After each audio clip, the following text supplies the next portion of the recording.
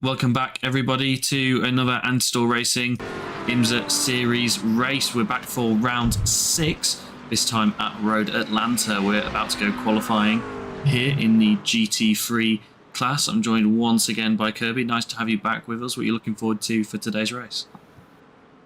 The absolute terror that is Road Atlanta and GT3s. I did this race myself recently, just in the GT3s. This track is absolutely terrifying. It doesn't seem like it would be that bad. You carry so much speed down the S's, you're barely in control of the car by the time you get to turn 5. This ginormous straight, which lasts forever, as the entire timing tower moves across your screen. Chicane, not too bad. Just a chicane, you can see the cars coming through that there. The final corner, the car constantly is trying to slide away from underneath you, but you need to keep that throttle pinned all the way across the line. It's absolutely roller coaster of emotions as well as physicality. Yeah, absolutely terrifying. I despise it. I look forward to other people despising it as well, because not only are the GT3s on this track, you've got hypercars and LMP2s to contend with, and getting them alongside you going down the S's is going to be a really fun time for them. Yeah, absolutely. And I know we've got a pretty packed grid again once again. And I know our race director spoke to a couple of the drivers before, and you just mentioned that final corner that is really, really on the limit. We've got rain coming in today's race potentially in about 20 minutes after the green flag, and there was a little bit of rain earlier on in the practice session, but it did dry up by the end of that, so that's going to add another element to the race. I think someone's just spun out in the background there. We can see a little bit of smoke. Is car number 2 that we're following along right now. It's Team Scholten. I'll tell you who's absolutely flying at the moment is Sven Elmers in that black Acura. So he's got purple sector 1 and purple sector 2 so far this lap. And he's got a few cars in front of him, maybe a little bit too far to get a big draft. But enough to just get yourself a little bit pulled forward. That's going to help the town on the straight. There are a lot of just big straights on this track where you can really gain a lot of time just putting your foot down. But this is where you really carry the speed, dodge the curb on the inside, it unsettles the car too much, and just drag it across the line. Sven was in the Acura P1 by a quarter of a second already. Good opening lap there. Yeah, a lot quicker than the rest of the field there. It's an Acura and then 4 McLarens in a row, so McLaren's looking fairly quick so far. We've not had that many laps, of course. We've got more people constantly coming across the line, and we're still on board with Sven Elmers, but he's all over the back of the Ferrari in front, and that is going to massively impact this lap, so it's going to have to try and overtake on a hot lap, which is never ideal. Yeah, this is the downside of running this close. Your drafts are going to be fantastic, but when you catch them in the corner, there's nowhere to go. You just have to sit there and take the time loss, back off, go for another lap or do something else, but you are not getting good time on that lap in particular. No, it's definitely a big impact, especially when you kind of want to be in that perfect bubble. I know we say that at most places, but particularly around here, because that back straight will show the track map up for you very briefly. You can see just how long that back stretch is on the way into that final chicane, and there's an awful lot of time to be gained in a tow through there. But then you've got the technical section, this S section, where you really don't want to be behind another car. But then it leads straight on, because next to turn 5, the run to turn 6, not short, as well as the start-finish straight as well being fairly decent length as well. You can definitely get a fair chunk of time just riding behind someone there. Yeah, I think we'll see the teammates you end up in a corner. Yeah, you end up in a corner and you're just like, well, where do I go now?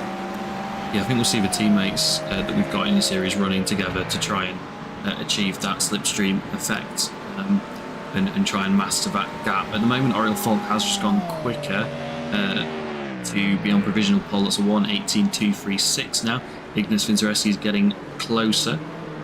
Good to see Daniel Moorfield there in the only BMW as well. I think we've only ever seen him run the BMW in the IMSA series. He's been here for, dare I say, a couple of years now, so a long time competitor. So Oriel Falk is running in front of his teammate Adam Jarvis, and yet Falk is the one putting up the times in that tandem. I figured it was Jarvis, if anyone, just because he's the one getting the draft, but no, it's Falk was able to get ahead, so maybe the draft isn't...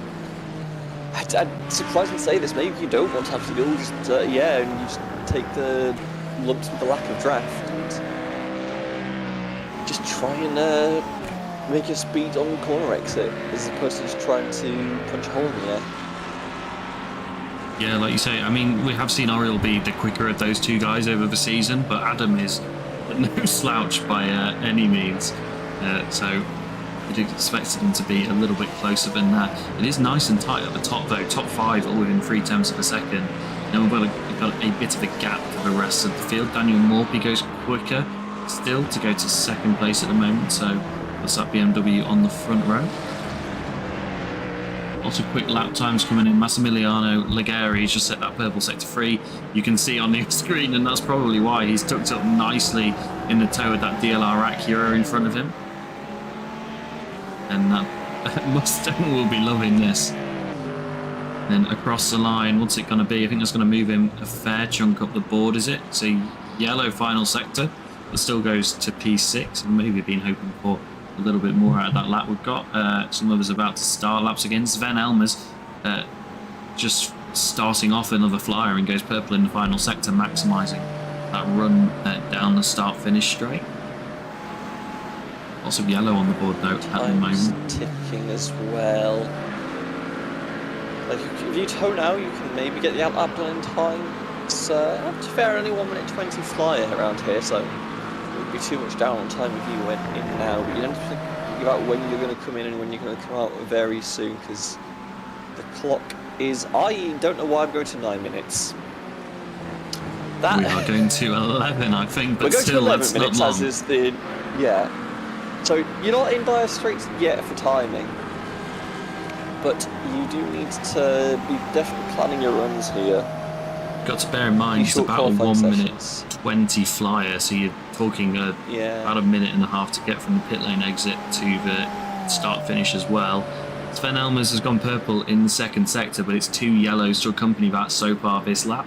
Ivan Ubera in the Acura number 26 has gone fairly quick in sector 1 with a purple, but then followed up with a yellow in sector 2, which is about 4 seconds off, nearly 5 seconds in fact off what Sven Elmers did. So that lap fell away from him. Sven Elmers though goes to provisional pole position now, just into the 1:18 zeros. Oriel Falk still not far behind though, so there's definitely room for improvement, but Falk has just done 4 yellows, so that lap's not going to be improvement. Perhaps a little bit of a warm-up. Went off track, I believe, on that stint, so needs to get a tie lap in, but to be fair, P2 not a bad starting position. But you definitely want to be P1 on this start, because you really want that inside coming up the hill into turn 1, especially turn 2. So, yeah, if you can find that extra 10 you need to get that pole position back, definitely wants to find it, but he needs to keep the tyres in check, because if he ends up sliding around, these tyres are going to overheat and become unusable thanks to the current tyre model, so need to be a little bit careful, especially with the 2-minute warning just being shown there. You're running out of time. I don't know if he's going to get to take another flying lap, but yeah, see what he does coming up. Massimiliano Legari has a lot of green going on there. Full driver currently half a second down.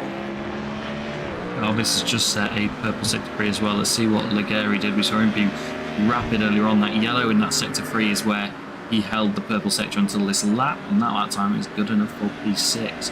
Tightening up at the top 11 now within half a second of each other. And Jarvis just pips Legari, that purple sector 3. It's like 11 drivers within, well, just about half a second there. So Zawaki, however you want to pronounce that, my apologies.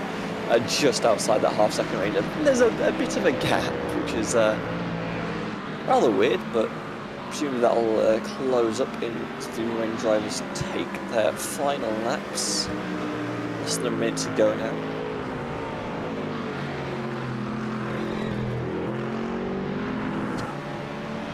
So we stay looking at Massimiliano Legari. Yeah, still going. Daniel Moore pivot, 3 green so Sven far this lap. pits. It's going to be Elmer's is done. session over here for... Fox also in the pits. More P from out of nowhere. Oh, that's the car having a fun time in the background of the shot. That is Matteo Lemeray in the wall. Daniel Moore, like you say, to the top though, very, very tight. Sven Elmers will be kicking himself after seeing that, but not over. Till it's over. We've got some rapid drivers still out there. Ligari goes to P3. Nice and tight at the front now. Top 4 within less than a 10 of each other. That's checkered flag. So anybody on a lap now, that's going to be game over for them. Vincereschi's not improving. He's had 3 yellows in that nice new livery on that car. And it's to the pit lane for Vincereschi. Just a couple more out there. Cholton in the Porsche looking to move off of last position. Given that time that's showing, I think there's a lot of space to move into, and unfortunately it's not going to be taken because Cholton pulls into the pit lane. I've seen a lot of yellow. A lot of yellow on the board at the moment. The only driver I'm seeing with greens is this driver, Sarish, in Pro. Fairly new to the series in that all-black Mustang, and drifts a little bit through the final corner to come across the line, and it is an improvement actually, but I don't think he's going to count. I think he picked up an off track. There's one LMP2 driver. I appreciate the GT3 quality is letting. There's one LMP2 driver that's pulled out sideways from the rest of the pack. James Ebram is trying to pull up. He's going to get the position by going around the outside of all the LMP2s. They line up at the pit exit to get cleared to the track, and James Ebram really wanted to start first, so he'll take that lead. Has immediately been caught by Christian Glansetter. This is bizarre. I've seen these two battling all season long, and they're battling on the outlap. I wonder if James wanted to be near the front of the queue, but maybe was eager to not be leading the way. Like we said, that toe is so valuable, and everybody just slowing down a little bit actually. Trying to get some heat into the tyres, trying to maximise grip. Not too many flying ups I'll have access to here. James backing up. We've seen him be pretty rapid in qualifying this season and actually catch people while they're on hot laps, so he's just giving himself a little bit of breathing room. I'm not sure who that is directly behind James, but they're just making sure they're going to get a tow for as long as they possibly can. It's really, really fun around this track. Maximum use of track limits by the 94 of Nicholas Nagale behind Ibram here.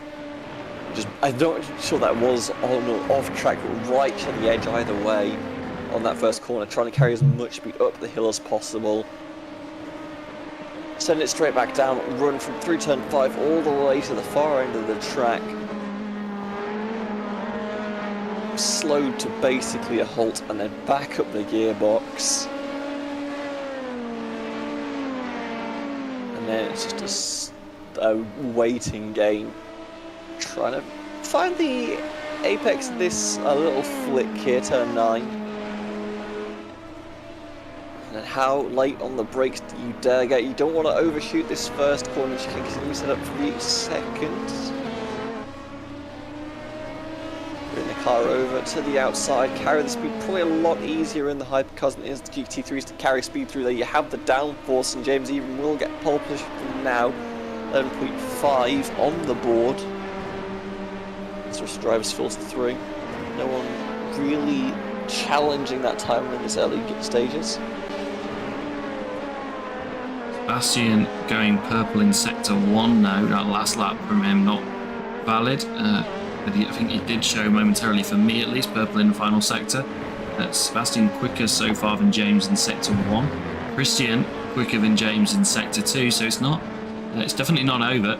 A little bit clearer at the top of the field, a lot more spread out than we saw in the GT3 field, but only a couple of minutes into this session. I mean, there's only 10 LMP2s, there's going to be some spread as race control.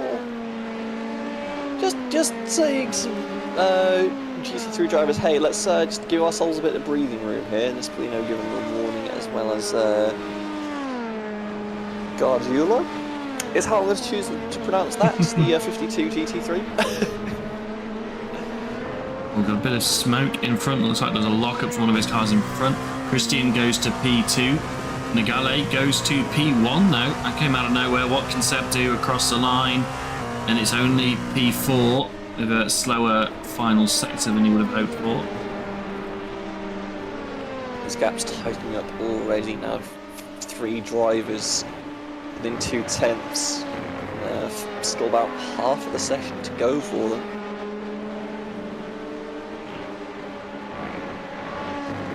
Choosing to stay out here, take a third flying lap. Although the tyres do take a bit of time to get heat into them for these prototypes. I'm not sure what the fall off on them is like though. Especially the fuel load. It's going to be your main concern there. Obviously you need the fuel to do the laps. We want to carry as little as possible to get the least weight possible so you can have the max speed possible. That is a lovely view of Seb's helmet. Yeah, roll of our camera instead then. I can tell you that helmet was made by Buggy, ASR staff member and community member who did that for Seb. He's done it for a couple of drivers as well. Seb across the line yellow in the final sector and can't improve. He's just struggling to put together that final sector because sector 1 on this previous lap was once again purple. He's just struggling to put together the whole lap. James Ebram a lot closer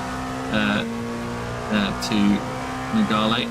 Christian Glamshaw are a little bit further behind than that, and then an even bigger gap after that. One thing I've got to say though, I know we're expecting a little bit of rain in the race, but not only is the race, the rain pretty brutal, but a race around Road Atlanta can be pretty brutal as well.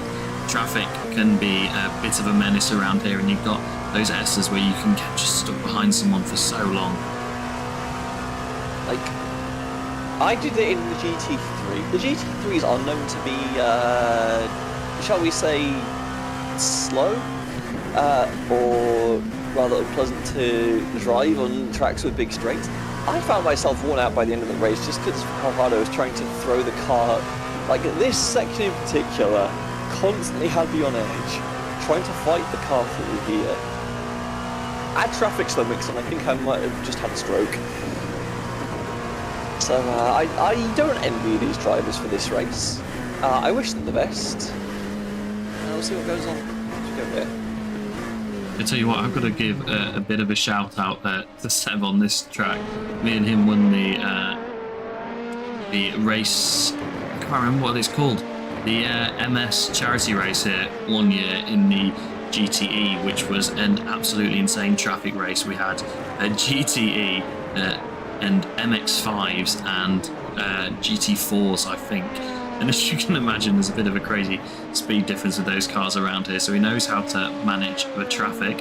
And I think we've seen people like James as well in the past just be patient with the GT3 traffic, and it's really paid off for them, because we know that some people like to make those risky moves, but you gain half a second and maybe risk your whole race. And normally we see those guys that are a bit more calculated and more patient tend to come off a lot better.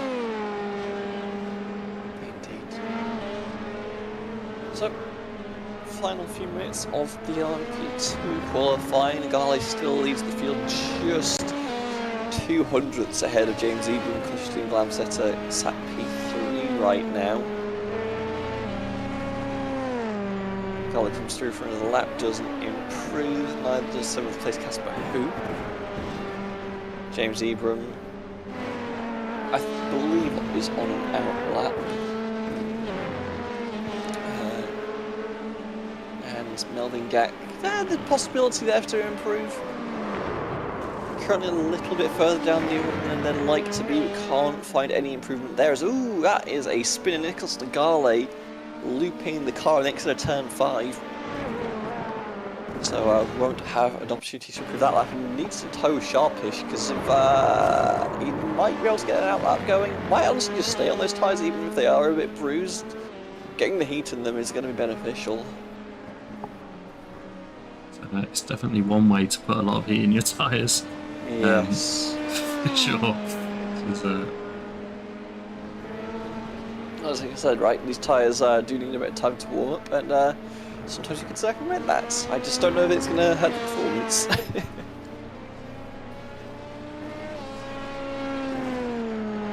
Casper Hook coming to the line. Doesn't look likely to improve. Oh no, that is an improvement. Will take them to 7th place. 2-minute warning for the LP2 checkers.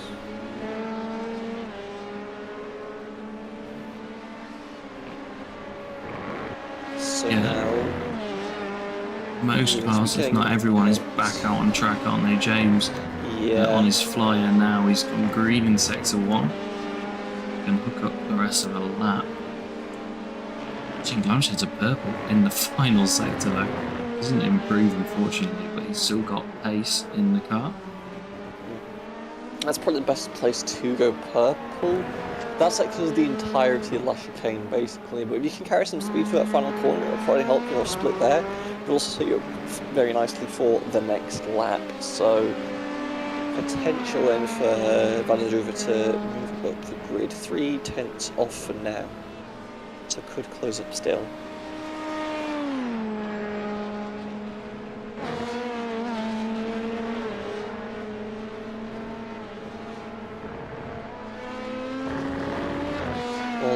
Oslam, excuse me, won't improve, neither will Nagale. Ebram to the line. Does improve, takes P1, healthy lead there. 0.15. Motheruville to the line. Will also improve, will take P2 away. In the space of about 30 seconds, Nagale has gone from 1st to 4th because Lamset has come out from nowhere and taken pole themselves. Outstanding time there. I tell you who's absolutely flying. Simon Bamber showing a bunch of purples, but I don't think they are purples. I think that's a timing glitch, is it? Because Simon Bamber is showing in the wrong class? I'm very confused now. Oh. Simon Bamber is showing in GTP. He is not in GTP. I can tell you that right now. Simon Bamber is currently P8 in the LP2 standings. I'm going to fix that for you as quickly as I can. Anyone that joined us last week will know that this is because of the timing tower errors that we were having. All fixed. Well, mostly fixed now. And there we go, Simon Bamber. Else it's P8. They're not looking like he's going to improve with a couple of yellows. Cool people out there that can still improve is Simon Bamber, Liam de Kock, all looking for improvements. Meanwhile, in the start finish, a bunch of very angry looking hypercars lined up on the pit straight, ready to fire off for their qualifying attempts. They'll get the green flag, they'll get rolling. The LP2s though yet to finish, and Bamber with a lot of green on those splits. Moves to P7. Liam de Kock behind. Improves but not his position. Stays P5 then, as Christian Glamshatter. Yeah, Christian Glamshatter will be pole position in LMP2 then, which is good to see. James Ebron's got some competition, and Sebastian getting a lot closer at the end there as well. Unfortunate for Nagale, who was rapid at the start of that session, just a couple of attempts off those guys ahead of him, but it looks like we're in for a tight battle in GT3. Nice big GTP field today as well.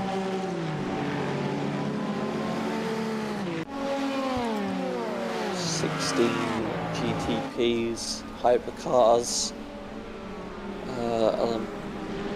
I just say LMP1s. No, that's a different category. Very similar, not the same.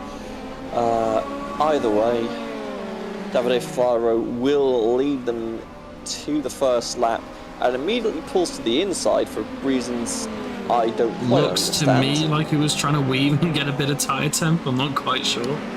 Well, if you like Obviously, that feels strange. obviously these cars not great on the first couple of laps, but that was a very weird way to do that. To be leading the field and then sort of start wiggling around in front of everybody. They are, presumably this first lap is garbage for at least the front three then, as they are just opting to try and build more heat on the tyres instead. So the times you're about to see on your screen are, we accept them as provisional because I don't think optimal lap times involve doing this. No, definitely giving a lot of lap time.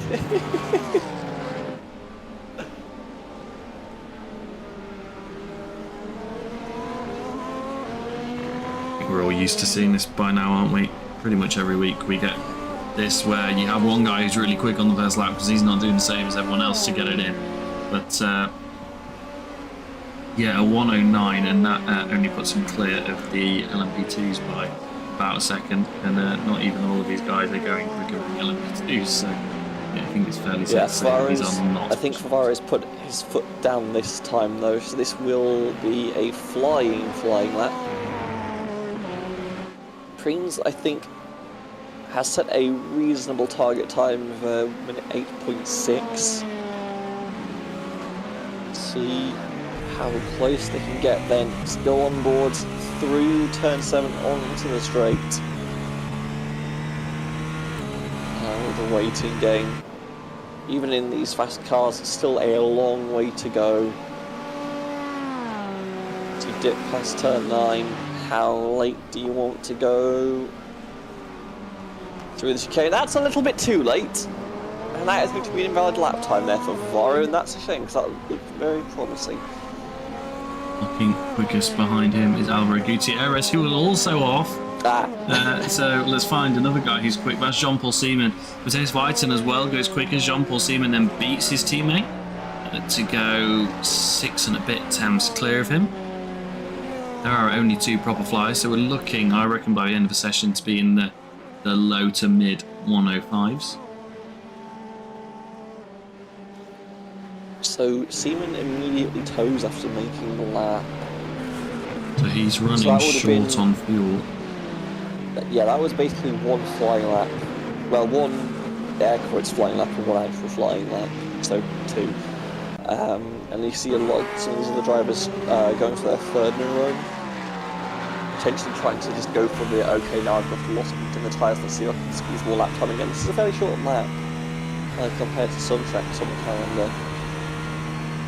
Lely weaving around here to get try and get some tyre temperature, when up until recently he actually had a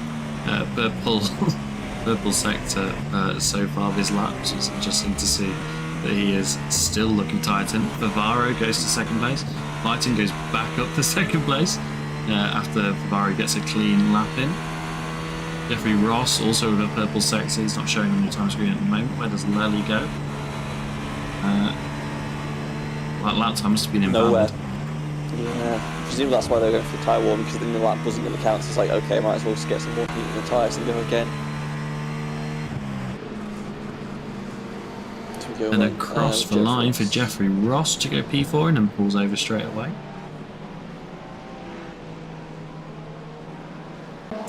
Right, Lely, once again, let's see what he can do. Flying so far this lap. He's got a green sector 1, which has gone quicker than what the provisional pole sister did this time round. And I tell you what, Jean-Paul Seaman is not your provisional pole sister. We've got a driver not showing properly on screen, so he must have been late to the party. Antonino Sugro. Scro? I don't know how you pronounce that surname. I think we've been going with Cigaro so far. Not quite sure how good that is. If anybody is watching and wants to drop us a message about how it should be said, we're more than open to that. And for some reason our overlay has disappeared. Well, I can tell you on my end that Alessandro Lilly has taken provisional pole back with a 1 minute 5.644.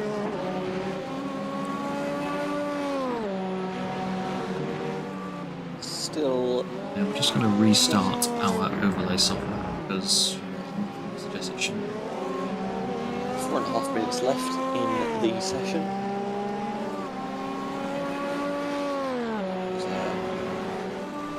I was continuing to take laps.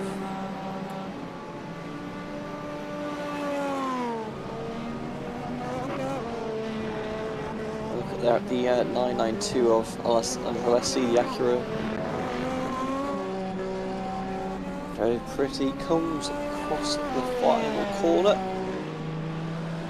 Generally, that's a very nice corner take in these prototypes. All the downforce they have access to, you can actually have a lot of faith that the car is going to stick underneath you. You just go full foot to the floor, absolutely send it.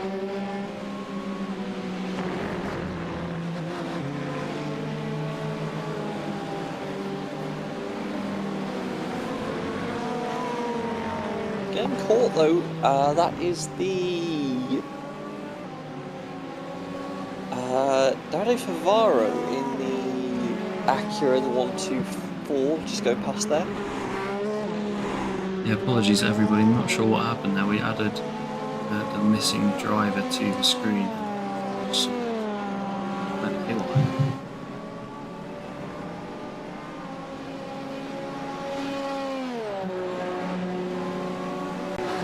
It's all gone a little bit pear-shaped at the worst possible time.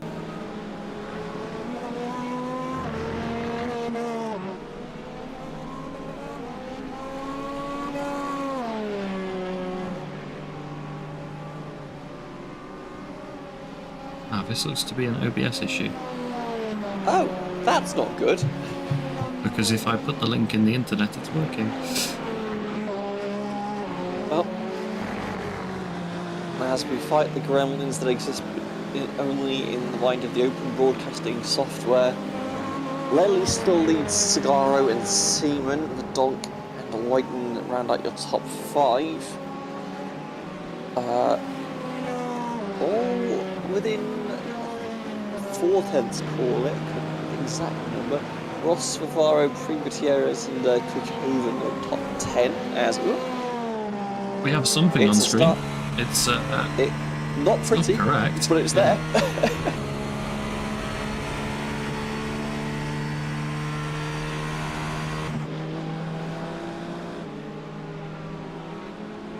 You know what? We're going to go to this one.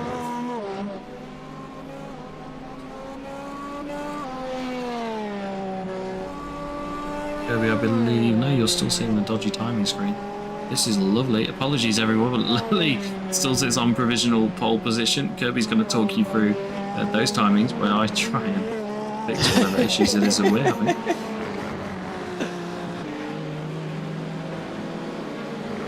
Keep your eye on it's not even for tracking qualifying laps. That's the one downside of Race Lab apps.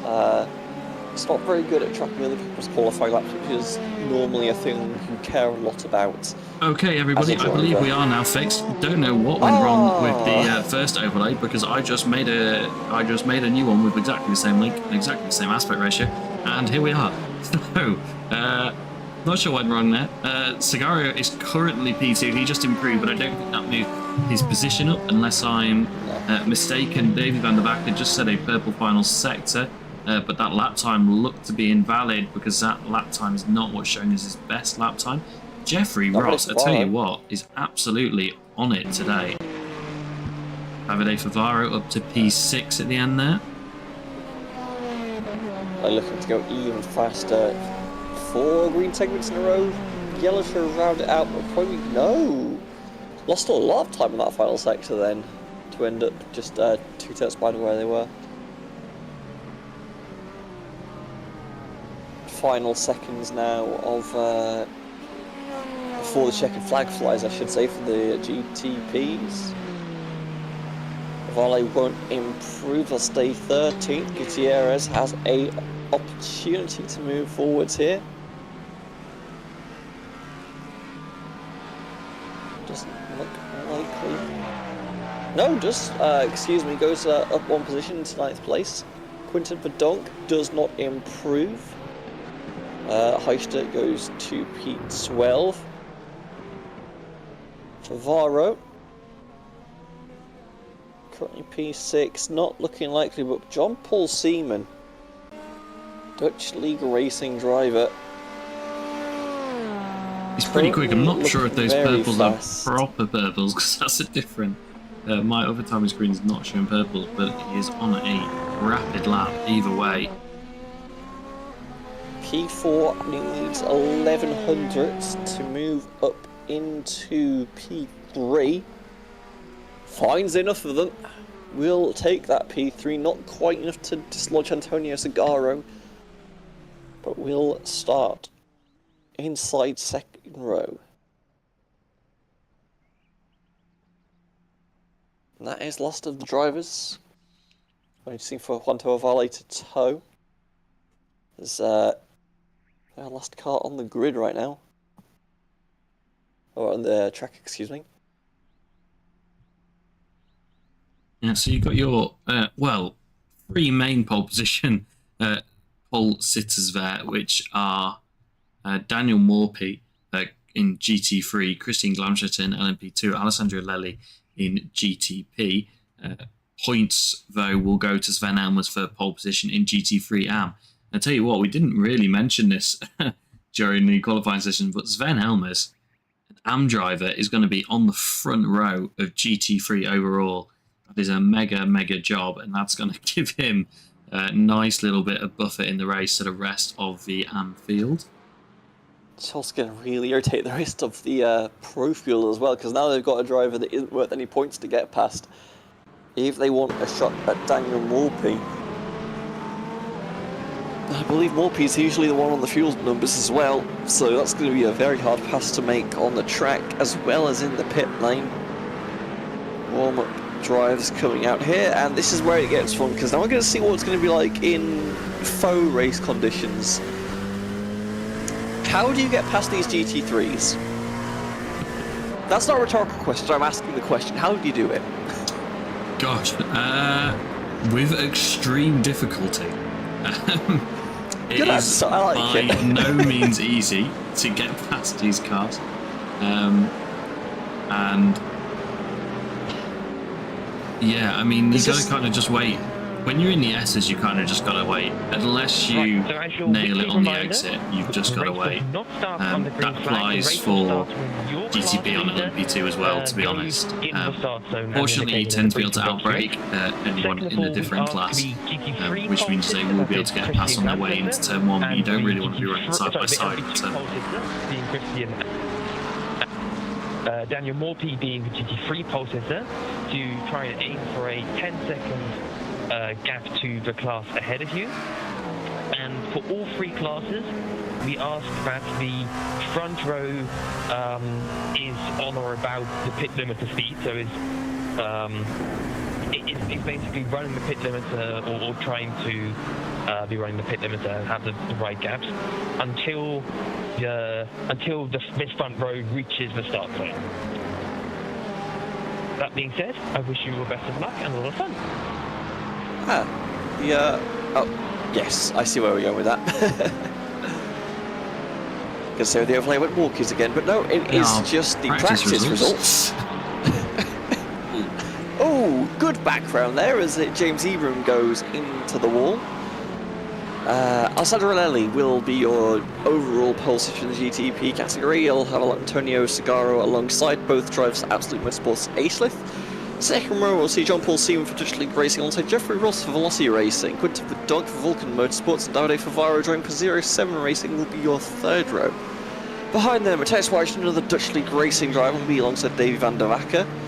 Alvaro Gutierrez for Go Esports and Albert Preen, last of the Dutch League Racing drivers, I believe, in the GTPs at least.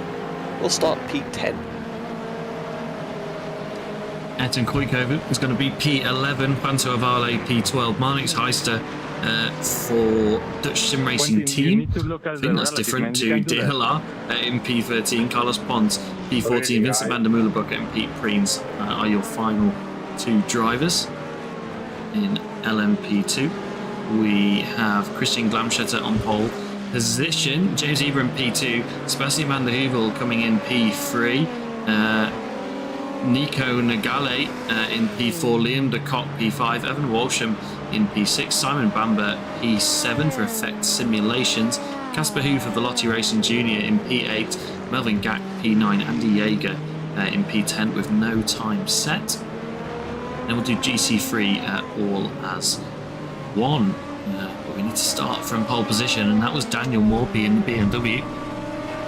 Ben Elmers came home at P2, Massimiliano Legari P3, Oriel Falk P4, Ignis Vincereskis in P5, Luigi Nespolini P6, Vincent Saroche in P7, Adam Jarvis in P8, Ivan Ubera P9, Ferran Bailon in P10.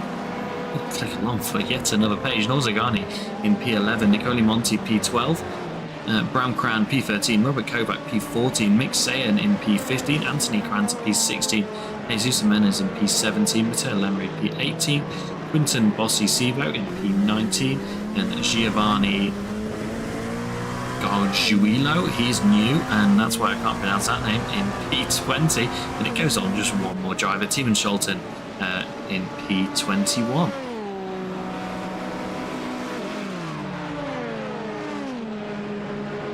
Alright, then we've not got many times on the board. That's just because this is a warm-up session with 5 seconds to go. And I'll tell you why you've not heard from Kirby for a second, because his Discord has decided not to work for a minute. So hopefully we're going to have him back soon. What I'm going to do is now close our race control so that my PC does not decide it's had enough of me once again, and then hopefully we can have a start to the race where we actually watch along. And Kirby is now back with us. I don't know if he can hear us yet, though. I can hear you, don't worry. Discord is a wonderful piece of software made by amazing people. That's all I have to say on the matter. Well, you're back now, and you're back for the start of what I expect to be a banging race. We talked about that rain that might be coming in 20 minutes. We're working to try and get you a radar on screen. For now, we've got a full warm-up lap to talk about what is going to happen.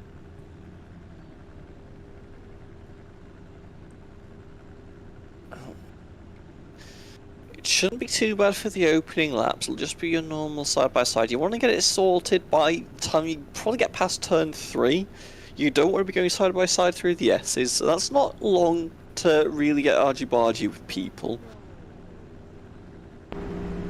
It's just when this traffic hits, you're going to be stuck with it for a while. Anyone who's done the Petit Le Mans race knows how bad it can get. It's going to be violent out there. People are going to get hurt. People can't even start their cars properly without stalling and almost causing a pileup behind. Doesn't fill me with optimism, but here we go anyway. Yeah, and you've got the radar on screen now. You can just about see the rain creeping in from the left-hand side of that radar, so coming from the east, and that is going to hit the circuit at some point during this race, we expect. What we can see at the moment doesn't look too heavy, but I know Kirby can see on his screen a gap in about half an hour of it showing 100% chance of rain. Yep, and that will be the rain you see on your radar there. So Lely and Cigaro are going to lead us away in GTP. The teammates on the front row for Aslev. Aslev, obviously pretty good in GT3 and had some pretty strong results over the last few seasons. Sometimes being a bit more unlucky in the hypercar class, and it goes for both of these guys. But Lely obviously had a lot of success towards the end of last season and so far this season. Can they do it again? And it'd be nice to see 2 of them on the podium as well. We've seen them battling it out a lot as well recently, the 2 of those drivers. Christian Glamschetter and James Ebram have been battling out all season as well in LMP2. And Daniel Morphy, I don't think we've seen him start from pole position for a long time, so that's great to see in the GT3 class. And alongside him, an AM driver who will be looking to impress. Before we went to the grid, you heard the race director over the radio coming on just to tell you that, oh, that is not what you like to see. You saw the race director coming on the radio Oh no. Just trying to fix that, don't worry, it's happened. We heard the race director, sorry, on the radio just telling our drivers to watch their behaviour at the start. We've seen that be a problem a couple of times with people not having the correct gaps to leaders, etc.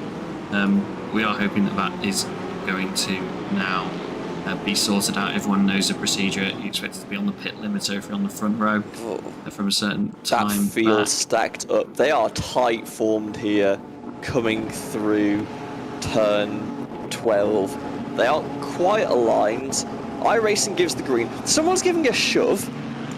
I can't quite make out who that is. Yeah, it's all gone They'll a bit finally haywire. take the green flag. It's all gone a bit haywire at the back, everyone all over the place, and Lely is going to lead into turn 1, but his teammates drop down to P4 right now as they run, which is obviously not great for those guys at all. You can see the LMP2 cars about to make their way through turn 1. Looks like everybody has made it through fairly well here. Let's take a look at the LMP2 start. Christian Glamstetter leading this field to the green, and he's making it through nicely once again. James Ebram tucked in nicely behind everybody, making it through turn 1. Obviously a slightly smaller field in LMP2. Apologies once again for the glitching about. Thought we had fixed the issues, but clearly not. GT3s also take their start. Little bit of argy-bargy into turn 1. Everyone keeps it pointed forwards though, importantly. Side by side up the hill they go. Looking to see if everyone steps out of line. Doesn't look like it. More people get the start. It looks like they'll all get a single file by the time they get through the S's. An incident already under investigation by race control. It's not surprising necessarily to see that in this huge GT3 field that we've got. Making moves to get past Ignas Vincereskis is Vincent Cerise. And Vincenzo Cerise, sorry.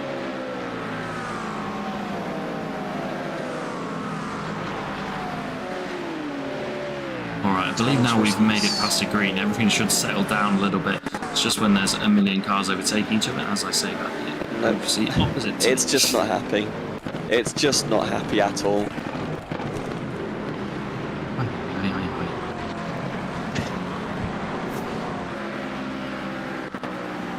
Nespolino giving a shove to Adam Jarvis, coming down through the final corner. Not a great place to be doing that. If that car gets loose, that's going around on you, and you're not recovering it. So a little bit of caution to be advised there.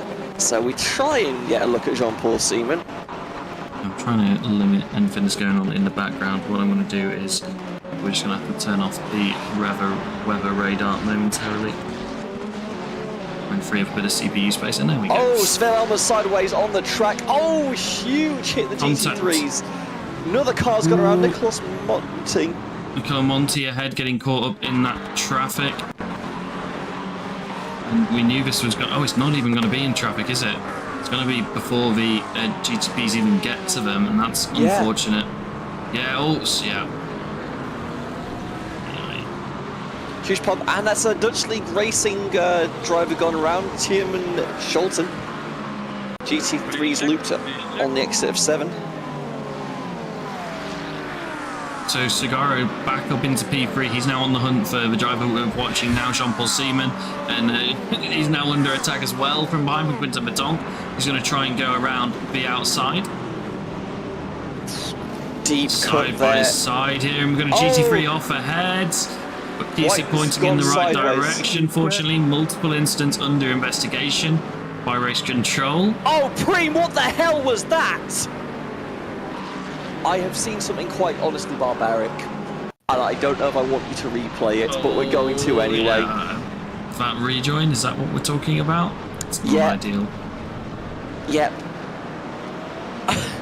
We are going to try and... Martix Heister has gone to the wall hard as well. We are going to try and get you replays of everything that is going on. There's just an awful lot going on. Here's Marnix Heister into the wall, and we missed what started that chain of events. It's probably going to be this one, is it? Here we go. Oh, and yeah. just gets tagged, and that Lines up into the GT3 just back. gets pinballed, and yeah, that's a wall. That'll be going to race control. An awful lot of cars involved here. Right, here we go. Jean-Paul Seaman on the attack on Alessandro Lelli, going to use the traffic to his advantage to close up. Can he use it to his advantage to make the move? No, Lelli's going to box him in instead behind the Acura ahead. But that's not going to stop Seaman, and there's contact. No, that And there was more contact, Seaman and then got he's pointing the pinched. right way around, but his teammate's through, and Quinton Verdonk is through. So Jean-Paul Seaman now leads, but he's going to be under attack from Cigaro straight away. Needs to get past this Mustang before it gets feisty, and they're side by side into turn one. Cigaro yields, but then gets a better exit. And is that going to be move done by turn three? No, it's not. Oh, and he just gets it on the exit. Yeah, I think Cena had to back out a little bit there, because again, you don't want to be side by side through here because there's nowhere for you to go. 4 GTPs basically in a straight line coming down into the corner. We go to replay here for James Ebram, the LMP2 driver, shoots the inside. Taking the lead there in LMP2. I'm so conditioned that every time I see a replay, I just assume it's something awful. More often than not, it can tend to be. And I'll tell you what, something our leader in GT3 AM was one of the drivers that was caught up in that early GT3 incident that we saw. That's why he's no longer leading GT3 AM. So really unfortunate there to get caught up in that when he qualified so far ahead of everyone he was actually racing. Now Mike Sison leads in the GT3 AM category. More pistol leads the pros.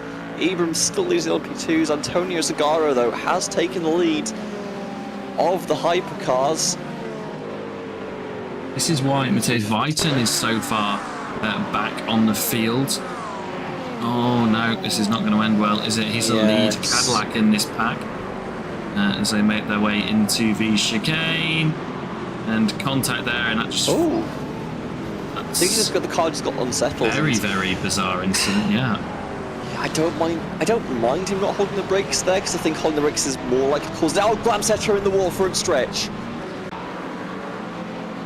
That is a huge wreck for the LMP2 driver. And take a look at what happened to Christian Glamsetter, and it's going to be this incident here. This is Sebastian right behind him, and there's contact. Oh. Yeah. Let's take another look here. Oh, that is not a pretty end, is it? Let's go to, not the gyro. Where is my roll bar camera, please? Here we go. Well, we were on board for the murder. He looked happy. And it has now disappeared from my climbing screen. We shall never know what happened, but I'm glad. Here we go. Sebastian van der Heuvel. This is the contact that happened. Tried to go for a move down the inside, and then really hard to judge that one there. That space is always going to close. I'll let race control defer because I don't have a amazing view, but Cigaro pulling away in the lead in GTP right now, and it looks like Jean-Paul Seaman becoming the bottleneck a little bit as Quinton Verdonk and Davide Favaro are both packed up right behind him.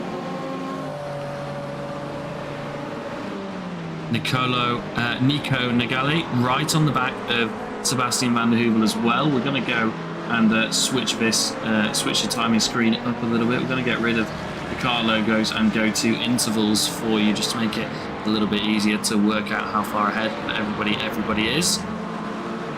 Oh, and with the GT3 and GTP trying to make his way through, that's brought Simon... Sorry, is that Christian a lap down, car number 81? It is. That's Christian a lap down to these guys, trying to get his lap back. oh, Melvin Gack sideways on the S's. Under investigation by race control. Oh, tagged on the rear end there by the GTP. We just missed that, and then tagged again. Wow. Yeah, I think he got his front taken off as well as his rear. Not a great day to be an LMP2 driver, it would seem there.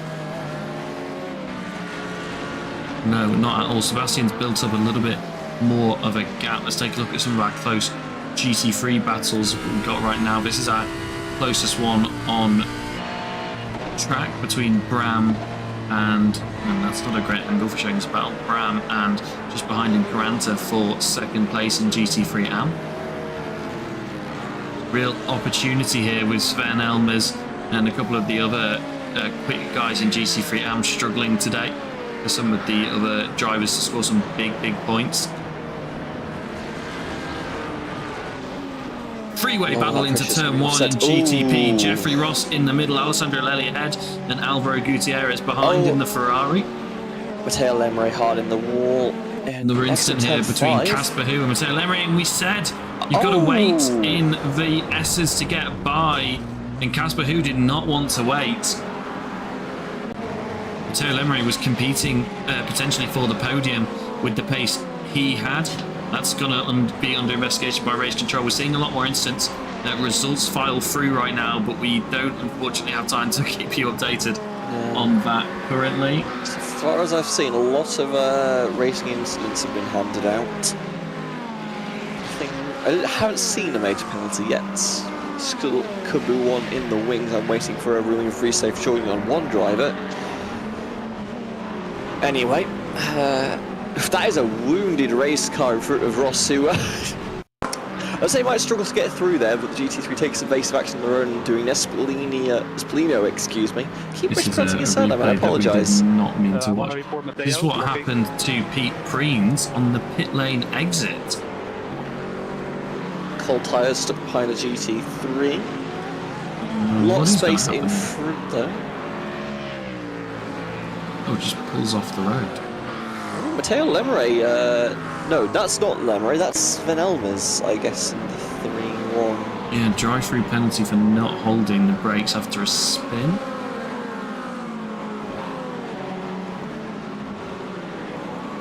Fair enough. I know race control have been wanting to crack down on that just to try and avoid chain collisions. Sometimes you can get away with it if you're like actually like just straight pointing like forwards or backwards on the track, but most of the time the best thing to do is just lock it down and hope for the best. Let's go back to replay for Davide Favaro. I think he's going to go for a ride. Jean-Paul Seaman getting caught behind the GT3. Wow, that shows you just how much time you can lose there. Getting caught up behind the GT3, and that's moved him up into second in class. Big wreck on the straight. That is Davide Favaro's hopes and dreams of doing anything in this race. He's going up in smoke. Car is just parked on the front stretch right now. Trying to find the actual incident for you to show you a replay. Maybe this one. No, this is Melvin Gack. This was earlier on. What happened here to Melvin in the LMP2? Car side by side in front of him doesn't fill me with confidence. Whoa. No, that's just a self spin. Matteo Lemre giving a warning for erratic driving for Favaro. Well, that's Favaro's car right there. And excuse what is about to happen. Pretend it's not happening. Whoa! Whoa. That's our replay technology that we have here at ASR. Yeah, just get squeezed. Like I was saying in quali, GT3s, it is super sketchy that quali. You are on the absolute limit of grip. You want to push as much as possible. If there's a car on your outside, it's very hard to still maintain that momentum and also give space. I can understand the GT3s, but I don't envy race control here. Replay for Van der Vack, who's just going to be in the back of a stack up here. Moves his way back up into P4. Past Alvaro Gutierrez, he got past him earlier on. A lot of action the last lap. This is Liam de Kock getting past Casper Hu, his teammate, who just went a little bit deep. Liam getting on the throttle a lot nicer. This is just ahead of the battle we just saw.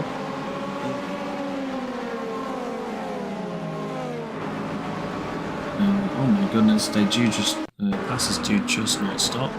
This is Nicole Monti getting past Andrew Grant, who went to the pit lane. That's why he got past. Davy van der Vacker now past Jeffrey Ross. Davy van der Vacker is on a run here and uses the traffic that we talked about in the S's to get a better exit than Ross and slot through on the exit.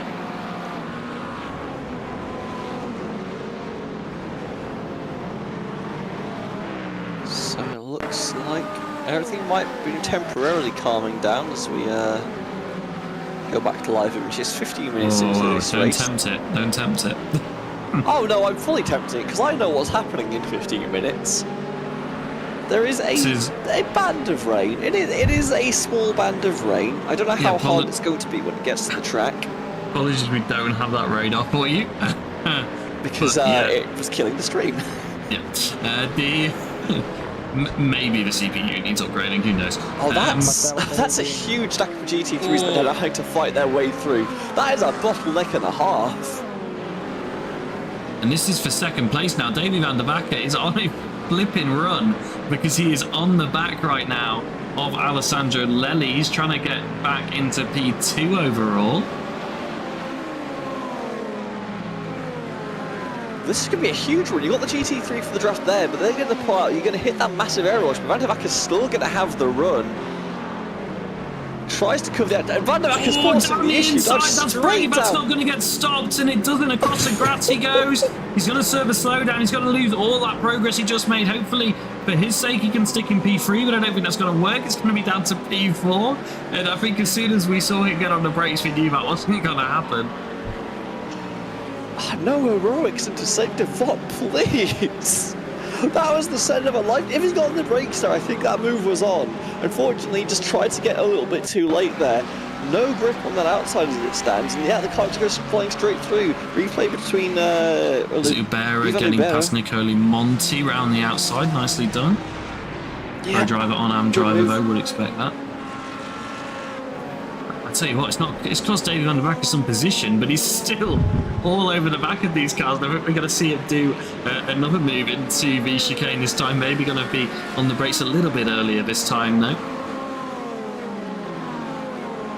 I know we sometimes focus on GTP a little bit too much, but I tell you what, these guys are all so packed up right now. There's nothing else that is going to compare. Quick shout out to Daniel Morphy as well, by the way, still leading in GT3 Pro as he has since the green. Antonio Segaro is loving this, by the way, because he's currently 10 seconds clear of the rest of these guys, and they're just throwing haymakers at each other, trying to get past. Meanwhile, the leader is just in the distance somewhere. Davy van der Backer thinking about some unorthodox ways to get past Gutierrez, and he can't right now. Yeah, like you say, Segaro flying at the front. Gutierrez gets through.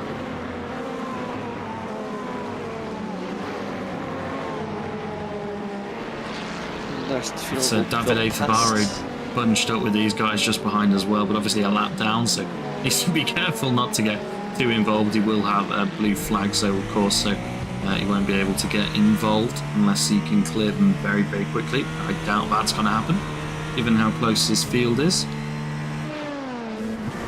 Liam de Kock here on the back of Evan Walsham, getting through, using the GTP traffic to his advantage there. Trying to see him make nice. Violence does just about make that move stick. So he's Oriol Falk having to defend from Vincenzo Siroche. Can the Mustang make a move into the braking zone? Doesn't look like it. Pulls out though to show his nose. That's going to be very brave here. I tell you what, still going at it here, Davy van der Backer. It's a slugfest. It's just a slugfest. Kirby, I don't know if you can tell us about how far we are from that rain now as well. It's 5-10 minutes. I always struggle with how fast the rain's closing. So we are nearly, well, we probably are now within the pit window as well, so I think everyone's just trying to hang it out until they actually need the wets, if they need them at all. Fuel tanks run 22 to 25 minutes, maybe a bit longer depending on how much you're lifting. GT3 sometimes known for doing the one-stops around some of these tracks. Looking at how throttle this track is in particular, yeah, I think you'll be struggling. But you want to go as long as possible here, I would say, because that's going to take you right till the point when the rain starts to fall. You might know whether you need to put the wets or not. It's very patchy, the cloud layer that's coming in a very small window. Should pass quickly, but it's because of how much rain falls and how fast it falls, how much gets left behind afterwards, because you might need those wets for a while, and it's bad.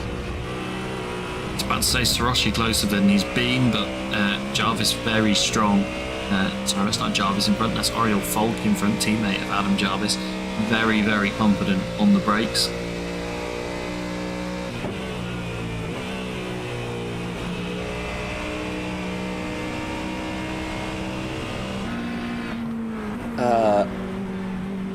Oh, that is a warning for the 52 of... I don't recognise... Giovanni Gargiulo. Don't pull out of the way for other cars. Take your racing line. It makes it so much easier and so much more predictable for everyone trying to get past you. Race control oh my still lord, looking Gutierrez spun! Turn 1. Oh my lord, that's a huge spin. Hit turn 1. Joder. Gutierrez saying he was hit in turn 1. Roberto Kovac, it's hard to disagree with that initial assessment, certainly. That car went around violently. Let's take a look Please check at radar. what actually happened there. Wilbrooks to also getting on the radio. That's a hard one to judge. James Ebram was going to have to turn in eventually. When? That's the question.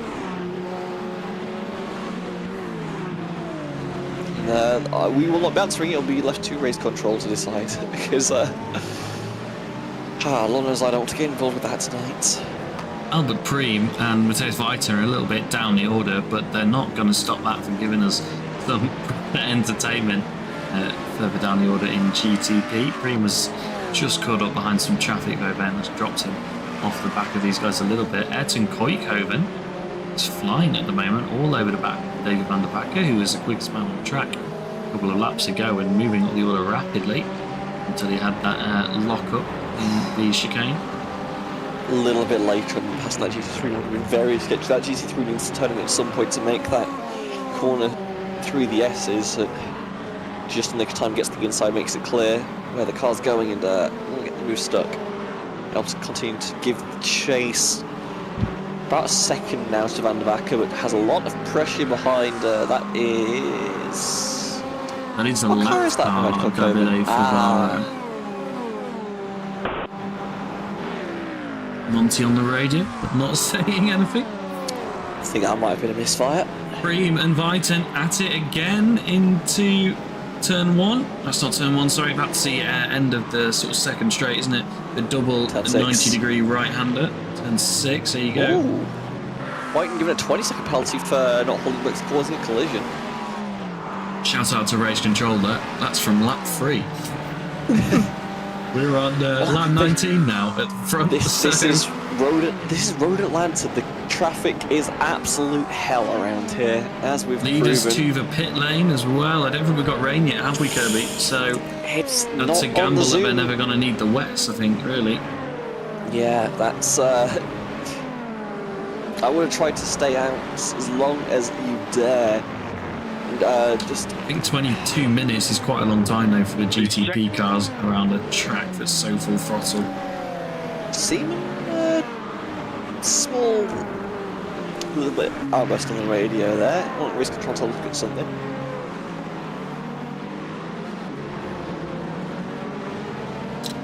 This is Nagale on the back of Sebastian van der Heuvel, but currently battling out for second place in LMP2. And I tell you what, I know it looks like a big gap relatively to James Ebram, 3.6 seconds ahead, but that's the closest that we've had cars to him for a couple of these races. I know we've had some battles for the lead, but James has been significantly quicker. It's normally been Christian or Simon that's been able to battle with him, so good to see these guys close.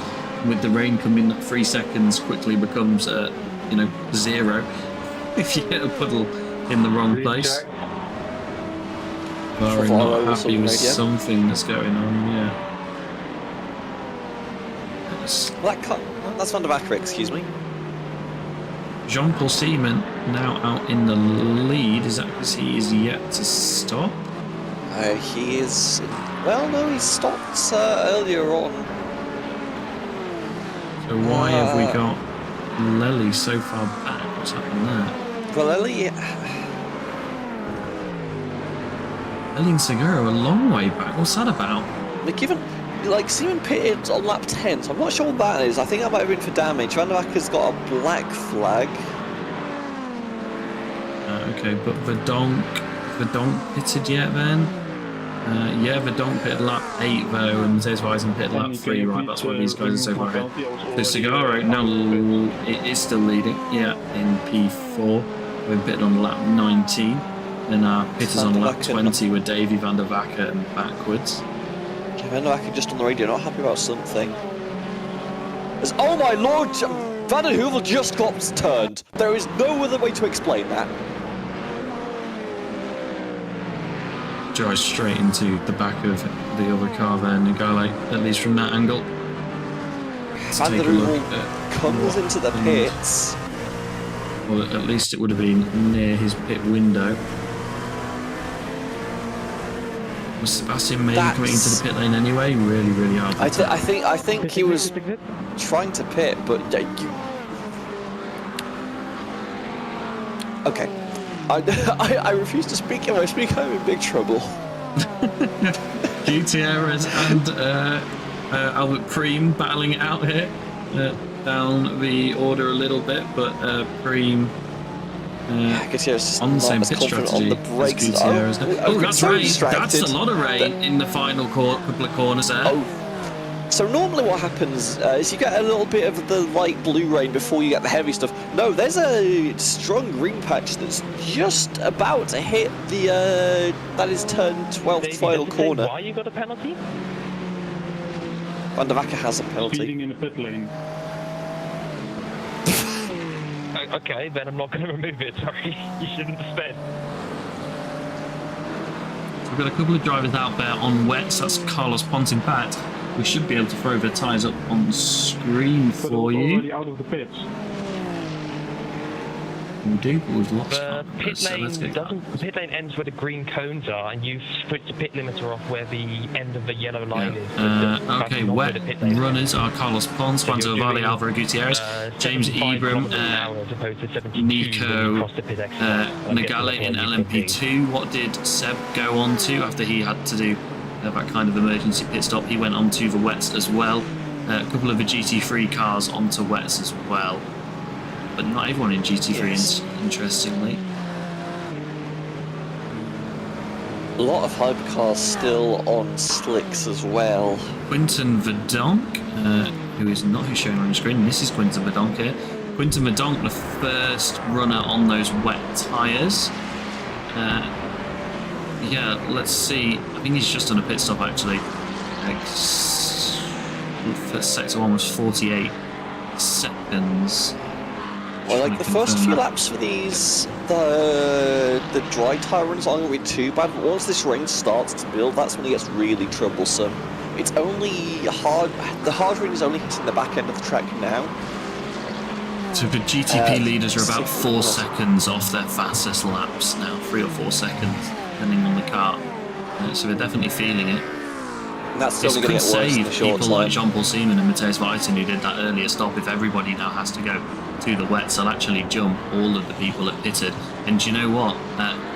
Barley, Gutierrez, Lely and Preem all now on the wets as well, as is Carlos Ponce, and that's put Quinton Verdonk in essentially the lead, because everyone behind him has had to make an additional stop.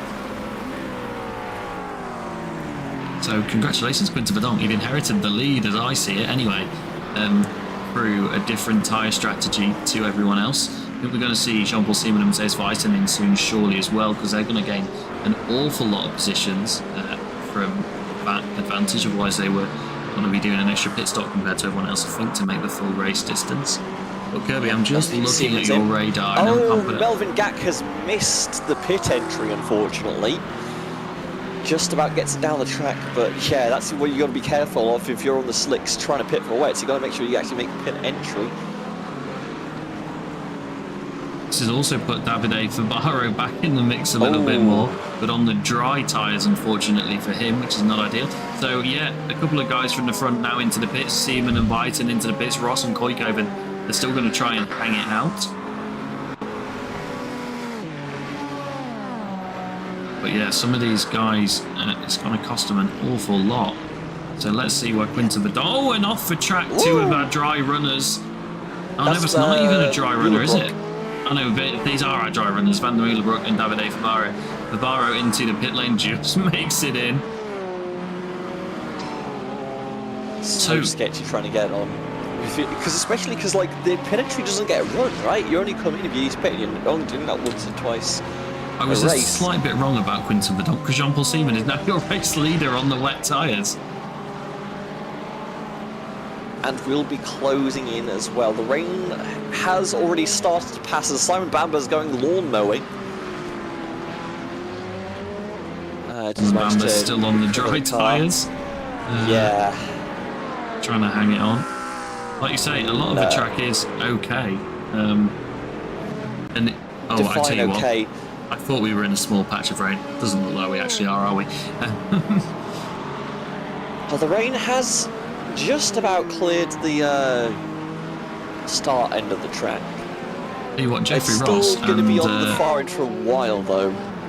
Jeffrey Ross and Edson Koikoven are not doing bad laps, considering they're on the dry tyres. I tell you who is absolutely flying is Quinton Verdonk on the wets, a couple of seconds quicker than a lot of the other cars, but about 5 to 7 seconds quicker than Jeffrey Ross and Edson Koikoven, so he will catch them in a couple of laps.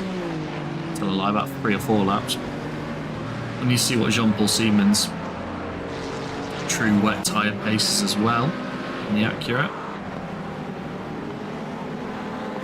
Will Falk taps out of the slicks from the lead of the GT3s. Vincent Cerise down the inside of a 07 racing car ahead of him, but not close enough to make it work.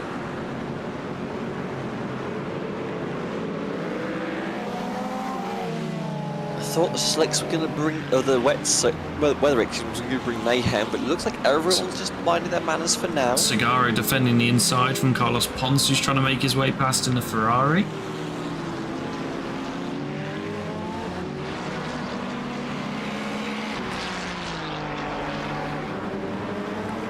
To be tame for now. Still raining on the far side of the track, but this front stretch, the rain has at least passed that. The front end's going to start drying, but this is a pretty heavy storm for a short period. Ponce ahead into the braking zone out of a chicane. Impressive send there. So can you hold the position? It's looking good so far. Lely now trying to get past Avale ahead of him. Oh, Jeffrey Ross in the barrier, and there's a car behind him as well. As Ayrton and Ross both off at the same time, the gamble did not pay off for the teammates. Let's take a look at what happened to them. Yeah, just the rain staying for too long at this point. You need to be on the wets.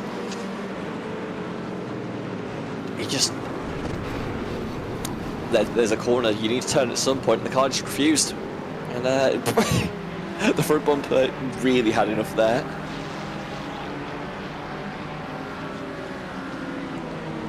Yeah, neither of those drivers gonna make that strategy work, unfortunately, which is a shame because they were doing such a good job. To be honest, it feels like they got past the worst of it, but...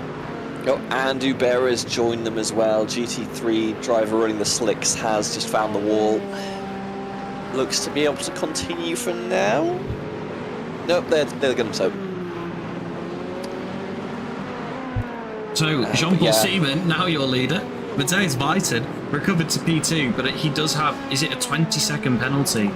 I think that Matthijs Buyten has for the failing to hold his brakes. So Jean-Paul Seaman is your race leading, Quinton Verdonk is your net P2. Wallace Pons completes that podium. This has not worked very well at all, has it, for the Aslov Racing GTPs of Lely and Segara. They are now running together and they'll be on a charge to get back to the front. But these two having to make an extra pit stop because they didn't save fuel in the same way that the other cars did. And now it's a question of when do you want to swap back. It's still raining on the far side of the track, just in turns like 5, 6, 7. So like you're not going to be able to swap it for a while, because that's probably where you need the most grip, is that end of the track. And turn 12, I suppose, but that's still going to be wet. That's bringing him to serve his drive-through. But who's just had a little bit of a moment as well. Oh, this is Massimiliano Leggeri getting past Daniel Morphy, who was the once race leader, of course, but it's not worked quite so well for him on the wets. Morphy's still running P4 though. Very good. Who's... Oh, I'm worried he's going to take the side of a GT3 here, but does manage to get it past. Not easy to do in these conditions. To be so careful where you're putting the car. Bastian here, closing up to the back of Simon on a bit of a recovery drive here. Not seen from race control if there's going to be any penalty handed out to the 94 of Nogale. But if so, they're 30 seconds clear of Liam de Kock. You can't see it making a huge difference right now. Bastian trying to make it all the way around the outside. And if he gets his power down nicely, he will do. But no, we're going to get a drag race to the chicane. It's never where you want to be, because especially when you've got traffic directly in front of you. It's a long stretch. You're going to catch somebody at some point. Cars from behind as well. The Asoliv cars down the inside as well. Sebastian follows him through, and oh, there was nearly contact there, I think. And I tell you what, that is one of the Asoliv cars that has cleared. We've not got that showing up on the tracker. In fact, we do. This is Antonio Scaro getting past Carlos Ponce. You can see the battle we were just talking about in front, and that's just using the traffic to your advantage. Getting a lot of off tracks at the moment with people going off the road, but no one having any major incidents yet. Well, we've had a few major incidents, but yeah, you'll see a lot more tracks because the limit of where the grip is tends to extend and change lap by lap, and can be quite hard to figure out. So we need to place the car, the O2 of... That's what Jim gets up to before I get back to that. This might just be a self-send, unfortunately, and yeah, it was, but we've got action here with Lely and Carlos Ponce once again, I think. Or have we? He just gets blocked off momentarily, just managed to send it through anyway. I'm not sure why it's chosen to show us this, to be honest. I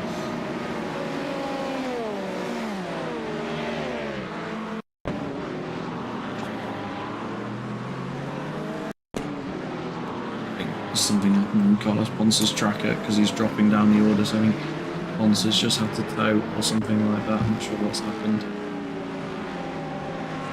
Yeah. Yeah, Ponce is showing as retired to me. What happened here was Ponce... Cheeky bit of lawn mowing. But showing this and then not in world for me, so I'm not sure what's happened here. Ponce. The car's pointing forwards, which is... Normally, when someone retires the car, it's because they've crashed.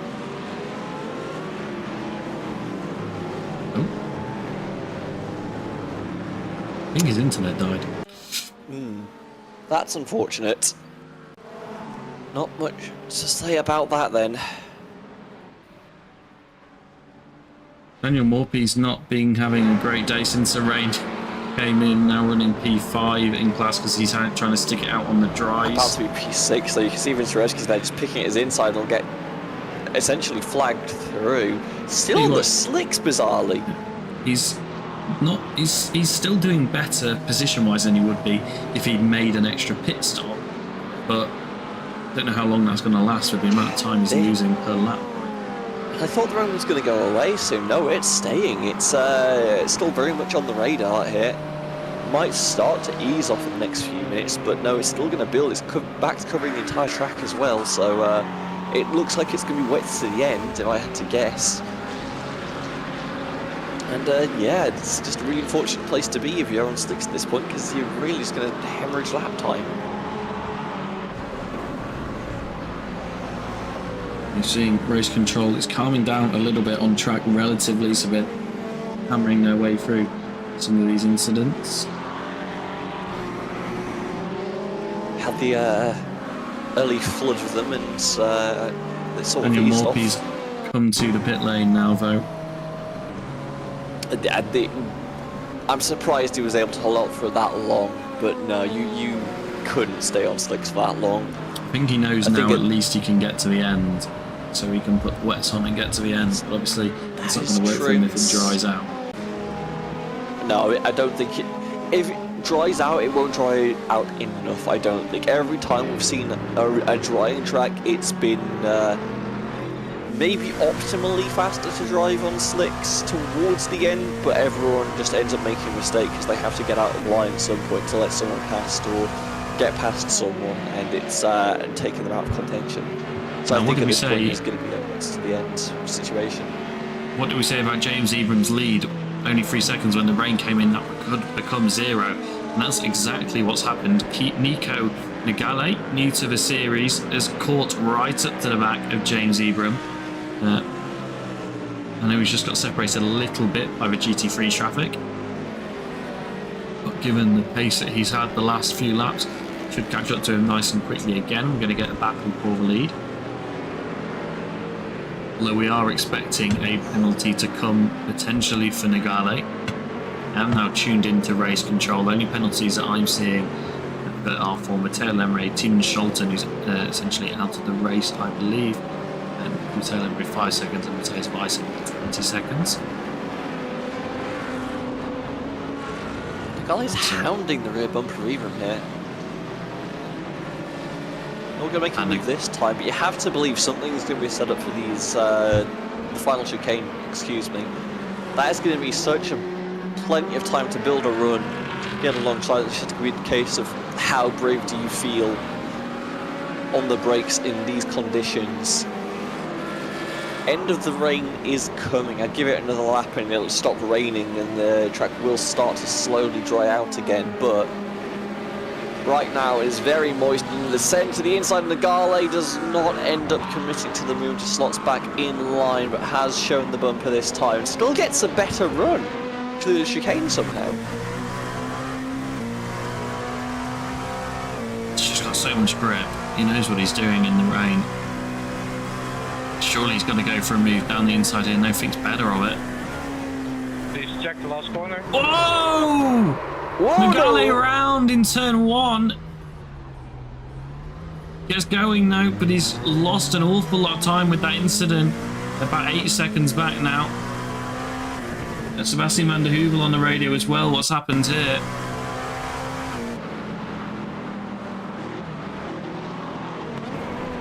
No, that's just a straight send into the barrier. That is a weird one. Looks like he's got away with it though. Apart from a little bit of time loss. Assuming he's not picked up a meatball, of course.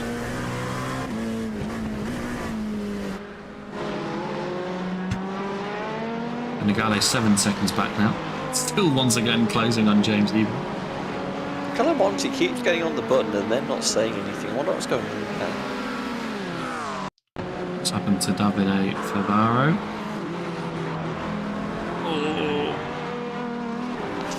Oh dear, oh Well, I tell you what, mega impressive to keep pointing in roughly the right direction. And Christian Glamchester, I think we're going to see something fairly similar, aren't we? Yeah.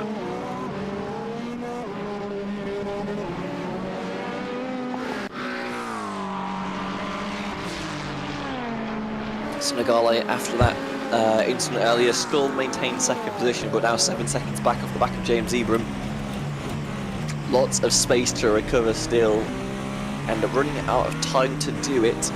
16.5 minutes left in this race. The rain has now subsided. It is a dry run to the end. Air quotes, that track's still very wet. You can see all the spray being kicked up. Okay. I've said every single time there's been a wet race, no, you don't want to put on the slicks. You'll end up spinning out. The rain was fairly short. They're going to need to pit again anyway for fuel, I believe. I wouldn't be surprised if we saw some of the people that are maybe struggling a little bit gamble on it. Davide Favaro getting past Alvaro Gutierrez. I think we will see some gamblers. We've seen it before where they're not quicker when they put them on. And do you remember Daytona? They got quicker on like the last lap or the last two laps, and then they were like 8 seconds and then spun quicker. out because they needed to make a pass and couldn't. So let's see. I wouldn't be surprised to see some gamblers today. Lely close to the back of Quinton Verdonk. Track, so that there's a chance it could dry up, but I don't think I would be the one to take that risk. No, we're just waiting for the first car to dive for the pit lane, aren't we? I think most people tried to stay out as long as they could on that first stint. I think we had some people going 22 laps, in fact. So, just trying to work out how many laps they've done now, to be honest. I can't see it on my timer. Yes, I can. 36. I have seen. We've done another 14 laps since then, so we've got potentially another 8 laps to go before people are going to need to pit. And remember, they're using less fuel than they would be in the dry as well.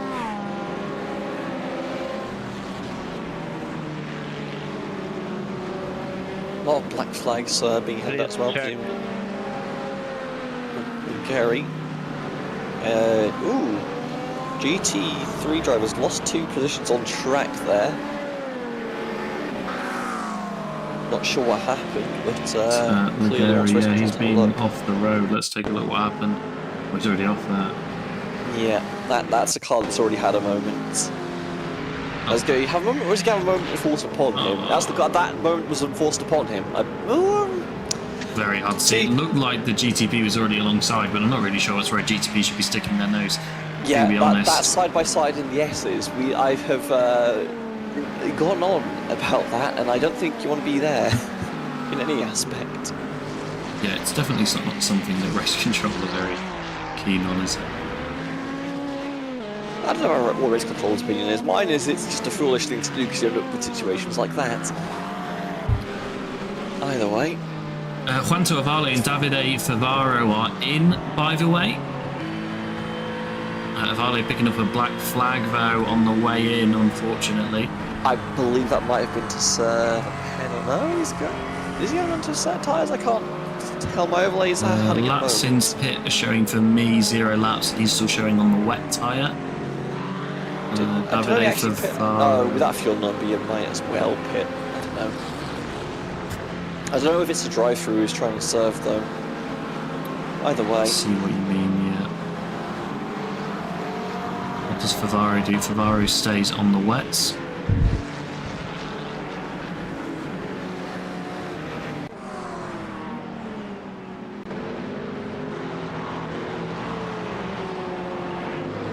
Vitorowski is getting pinched and ends up in the side of a GT3. Ooh, that was a little bit of a sketchy moment there. Ended up 3 wide on going through turn 7. It's not really some way you'd expect to be doing that, but... Ignis getting past Oriole. I think this is what we're about to see, aren't we? Squeezed. Yeah, it just ends up in the middle and it's just pushed out into the outside car there. Just a classic 3 into 1 doesn't go, isn't it? Manages to get away with it, presumably mostly unscathed, but it's like not a comfortable moment for any driver.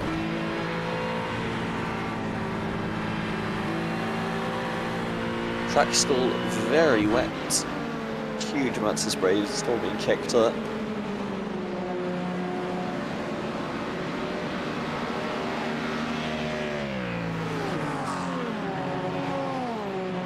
Lely's still threatening Verdonk, but not close enough for a move. He's just keeping him outside of the bubble at the moment. Just over 10 minutes to go now. Definitely into the final phase of this race, and we're yet to see final pit stop from the GTP class. That'll be any lap now. Not much spray coming off these cars now. Through the front stretch, very little actually through turn 1. That is obviously where the rain hit first and moved its way across the track. So that That's the part of the track at this point that's had the least rain, I would say. It's the far end. It's going to be the real wet point. But you can still see they're kicking up a lot of spray, and I'm still not liking my chances, even whilst I'm looking very slow on track. Not sure what's happened there. Being off track. Let's take a look what happened.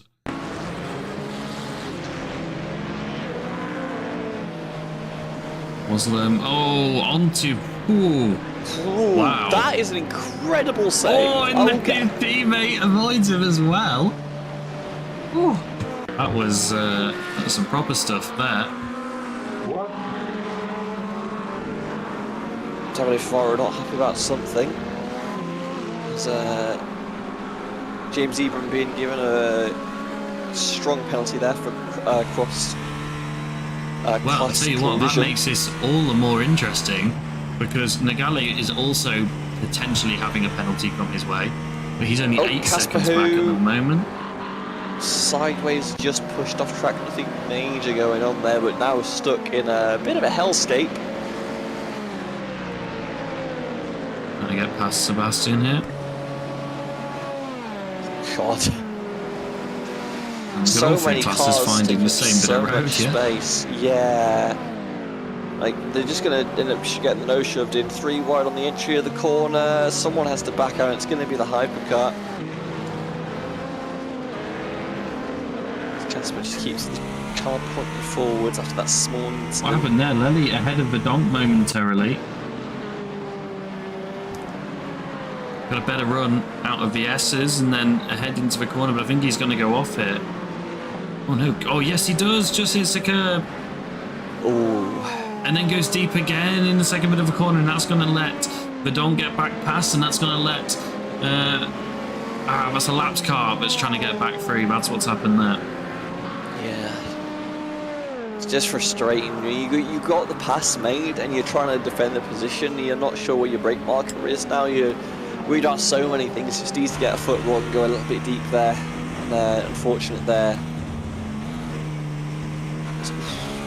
A lot of cars occupying the same amount of space. Mick Seichen has been spun out in a weird collision.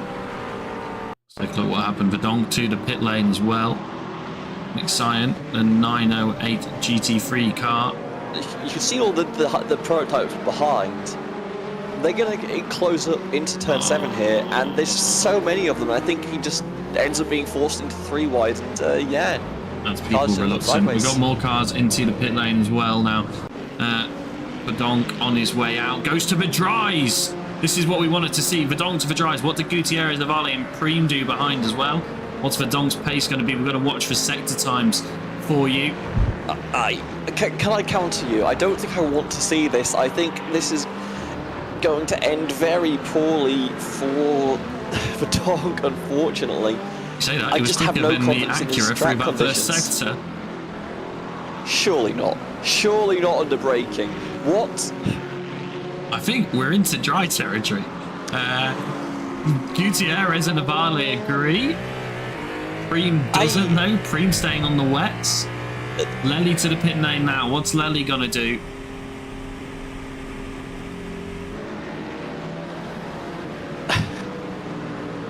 I think this is the part where I was curious because I thought there was no way this track was going to dry up enough for a miracle roll and slicks, and yet here we are, 7 minutes left on track. Verdonk slaps on a pair of slicks, cold as ice, sends it out and just dive bombs everybody. Lely thinks the same. Lely goes to dries as well. I mean, you see this, and the call immediately is, oh, holy hell, I need to box for slicks right now. Verdonk's still trying to get temp in. It's not going to be an easy run for him, but the pace is more than evident in just that short run. Trying to get temp in and matching the wet runners. In fact, now quicker than the wet runners through sector 1. Yeah, this is definitely the right tyre to be on now. Scarro in as well, I believe, behind. They are making panic moves trying to cover... No, that's Casper Hu, excuse me, coming to the pit there. Van der Heuvel, Casper Hu into the pit lane. This should be a bull run on pit road here. Like, if you're on wets, you need to get off them now. We've seen the evidence. As Antonio Segarra won't get opportunity, he's been spun. What happened there? Let's take a look. Oh, he's got no pace. What's happened there? Because that GT3 went down the inside of the hypercar. Has Segaro got damage from earlier on? I think he does. He's already been off track once. No, he hasn't. That's the same thing. What on earth has happened here to Antonio Segaro? He's just so slow. Look, did he run out of fuel? He's just evil on braking, I'm not sure. That's a weird one. Clearly the fuel was there because he managed to get to the pit lane safely, but... Matthias Beitzen stays on the wets, though. He's just come in for a pit stop, and he's chosen to stay on the wet tyre. He pits for the wets? Well, he probably had to pit for fuel, unless he stayed on the same wet tyres because they've got temperature. It would be a short stop if you don't change your tyres. You only need a little bit of fuel to do these remaining 5 and a bit minutes. And Alessandro Lelli is missing a front bumper. What's happened to Lelli? What's happened to the connection? Oh, he's already got... he's already missing his front bumper. I think he's going to go straight here. He's going. Yep, there we go. I can tell you that. Found another incident earlier around the lap. This is what happened to Lelli. Oh, on the curb. Yeah, that'll do it. Onto the wet curb. Oh, Vaughan's been given a 5-second penalty for rejoining, gaining a lasting advantage. Not one you see race control police often, but... Albert Cream's got a drive through as well. I think that's for when he left the pit lane. So as he sped in the pit lane again, that's very unfortunate for him. So Quinten Verdonk, like you said, he's 23 seconds behind Matthias Beitzen, who obviously had a much shorter stop than him. So I think that is... this is going to be interesting. Was it worth it to stay on the worst tyres? To be honest, the sector times for Beitzen are not half bad. He was actually quicker in Sector 1 than Quinten Verdonk was last lap round. Well, you have to remember traffic giveth, traffic taketh. Seaman into the pits now as well. LMP2 drivers all staying on the wets. Worth noting. You have to take fuel only at this point, I think. Like, there's just not enough time. You need so max little 3 fuel. laps left, yeah. It's not worth it now for these guys. Segaro doing a purple Sector 1. Currently running P5. That was with dry tyres. So dry is definitely quicker. But I don't think they're quicker enough to be making a difference right now. falling off a lot. I think that's Verdonk. Crash? I think he just maybe got traffic there. He was flashing his lights quite aggressively at the GT3. I don't know if he wasn't happy with that's Verdonk. What's happened to the interval then? It's just so much going on. I think it's the main thing here. Jeffrey Ross all over the back of Alvaro Gutierrez. Ross on the wets, Gutierrez on the dries. Okay, no, the SDK moment either way. Segaro was 15 seconds behind Favaro earlier this lap and is now, well, was now 5 seconds behind him, but is now off track. Yeah. Quinten Verdonk, purple Sector 1, but he's still 19 seconds behind Whiten and Seaman. James Ebram leads in LMP2. But we're expecting potentially a penalty for Nagale. Now, that's been declared a racing incident, what we were expecting a penalty for. So he is 12 seconds behind. If he can get within 2 seconds, he will win the race. Huge one like coming out turn 7, just trying to get on the gas and the tyres. It's still a little bit slick out there. That end of the track is the one that's had the most rainfall, I believe. And yeah, just getting a little too antsy on throttle. Trying to make up time. GT3 much today, but they've been fairly calm. That's why not anywhere near the chaos that's going on up front. Oh, Anthony Caranta backwards. Now that is a car backwards, and it's a GT3, so I don't think they've been too calm. Van der Heuvel's just pit with 2 minutes left to go in the race. Alvaro Gutierrez getting past Jeffrey Ross here. Oh, beautiful. So why is Seb pitting? Because he was in not that long ago, I don't think, as well. Laps since pit with 3 laps, so why is Seb in again? Did he have a penalty to serve potentially? I think he may have had a penalty. Yeah, hit 17 incident points, which is why. And I tell you what, that is worth noting because second place runner Matthias Beitzen is currently on 16 incident points. Davide Favaro on 14, Segaro on 15. So penalties potentially coming for the leaders if they can't keep it on the road. Maybe why they've chosen to go for the wet tyres to keep it on the road a little bit. We talked about Verdonk, he's 14 seconds back with Matthias Beitzen's 20-second penalty, would actually put him in second place anyway, so he doesn't need to push too much.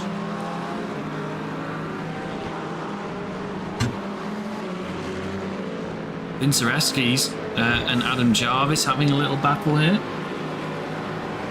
I think that battle's going to be interrupted very quickly. You can see the horde of hypercars in the background of the shots. Oh, good exit though for Vincereskis. Bossy into the pit lane this lap. Vincereskis having not a minute, he's through. Oh no! Jarvis is off the road. What happened to Adam Jarvis? Let's take a look. I think he's just going to go deep, is he? Yeah. He stands up on an uncomfortable part of the track. You normally are on the apex there. Obviously, there's a car there. You're on the outside.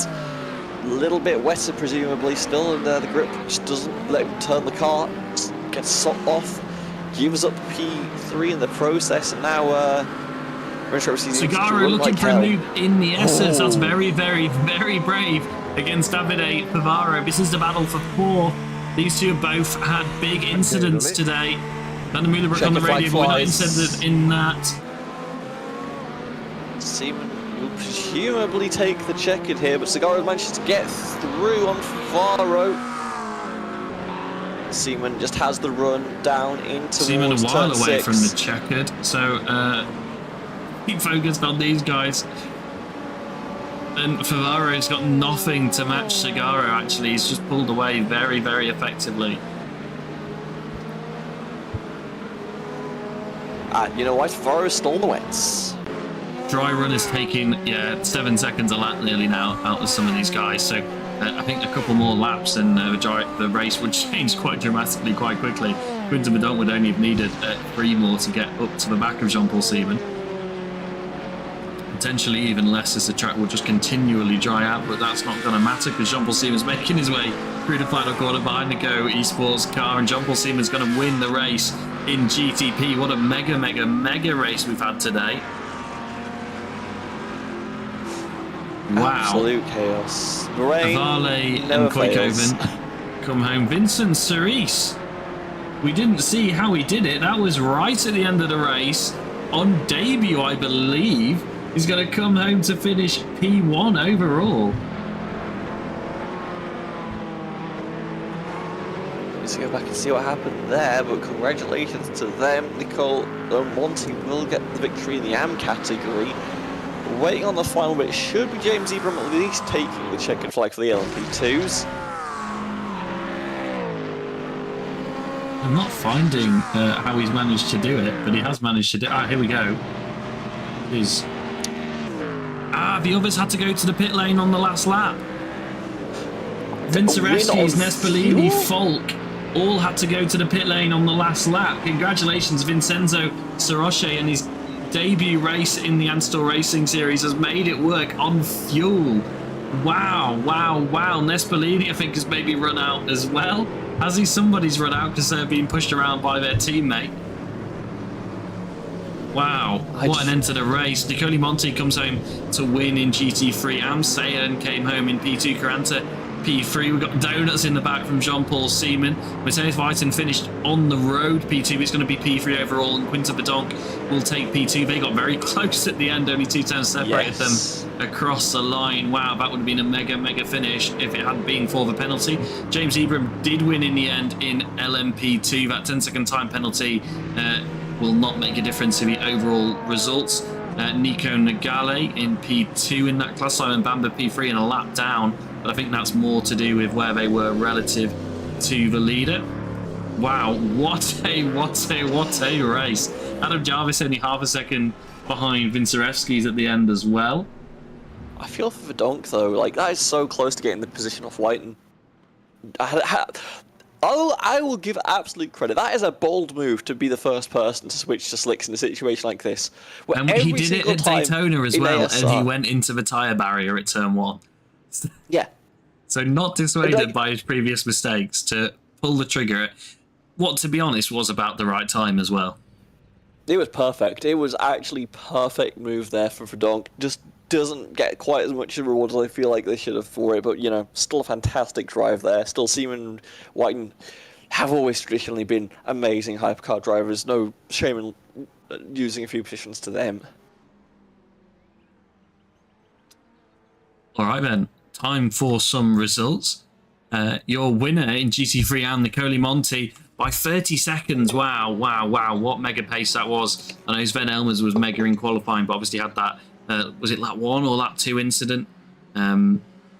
Unfortunately, but still mega impressive pace. But Nicole Monti pace over the rest of the field to finish P1, Mick Sayan P2, Anthony Caranta P3, Quinton Bossi Sibo P4, Jesus Jimenez P5, Bram Kran in P6, Matteo Lemire in P7, but 6 laps down, Giovanni Garguilo in P8, Timon Scholten P9, and Sven Elmers P10.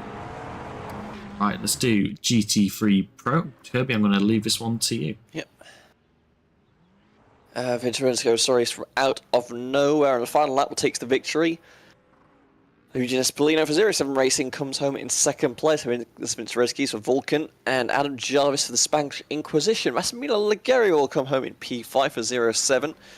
The Royal Falk in P6 for the Spanish Inquisition as well. Daniel Morphy ends up coming in 7th after starting on pole position. Ferran Bale on the last of the lead lap finishes comes home in 8th for Spanish as well. Noor Zogi 1 lap down for 07 Racing finishes 9th, with Roberto Kovac in 10th for Absolute Motorsport Racing Team. And rounding out GT3 Pros, Ivan Ubera hiding 1 position down in P11. Pandora Esports early retirement and scored 19 laps down. James Ebram was your race winner in P2. I believe he's ready in the booth to be interviewed just after we finish making our way through the results. Nico Nagale, P2. Simon Bamber for Effects Simulations coming home P3 or 1-3 for that team. Liam Decott for Velotti Racing in P4. Evan Walsam in P5. Casper Hu P6. Christian Glamschetter for No Limits Sim Racing in P7. Sebastian van der Heuvel came in to finish P8 after some promising pace early on, but got caught up in a couple of incidents. Melvin Gack, P9, Andy Yeager, P10, but didn't take part in the race. Well, I'll tell you what, we're going to run you through GTP. Tell you what, Kirby's going to run you through GTP. Before we get going, that is not what we thought would happen. And if you're just looking at results, please go back and watch the race, because that was mega racing in GTP. It was a wild race start to finish. Jean-Paul Seaman, it seems like a normal finish. Jean-Paul Seaman, Matthias White and 1-2 for Dutch League Racing. Progress as normal. What could have possibly happened? Quinton Verdonk, strategy not quite paying out, just settles for a P3 finish for Vulcan Motorsports. Davide Favara for 07 stays within the minute barrier with Alvaro Gutierrez in 5th for Go Esports and Antonio Zagaro for Absolute Motorsport Aislith. P2 on the start, can't quite round up the finish. Juanto Avale, a lap down for Go Esports, finishes in 7th ahead of Ayrton Kukoven for Velotti Racing and Jeffrey Ross also for Velotti Racing. Albert Preem, Dutch League Racing's next driver, comes home in 10th of Dave van der Wacker and Carlos Ponce, who is 2 laps down. Vincent van der Milbroek for Dutch League Racing comes home some number of laps down, not sure what's going on there. Alexander Alessi for Absolute Motorsport Aislith, 6 laps down. Piet Prins and Monix Heister basically retiring early in the race with damage, unfortunately for them. Yeah, so that is your full results. We've got James waiting in the booth, so we're going to drag him down quickly. And here he is. James, I don't know if you're with us. You're showing muted. Just check that you are here. Hello. There we go. Wow, James. I know you led pretty much the whole race after you got the lead. But obviously it was a lot more complicated than that, particularly with the weather. How did you know when to switch to the wets, and then what made you choose to stay on the wets at the end? Well, I had to pick the fuel. So kind of made the decision for me, and it was raining in the pit lane, so I switched just then. And then I stayed on the wets in the final stop because it didn't seem worth it for like 5 laps to switch to dries there. It would have cost an extra like 15 seconds in the box or 10 seconds. Wasn't worth it. Yeah, I think Kirby sort of touched on that during the stream, that by the end it was people were only pitting for 5 minutes worth of fuel.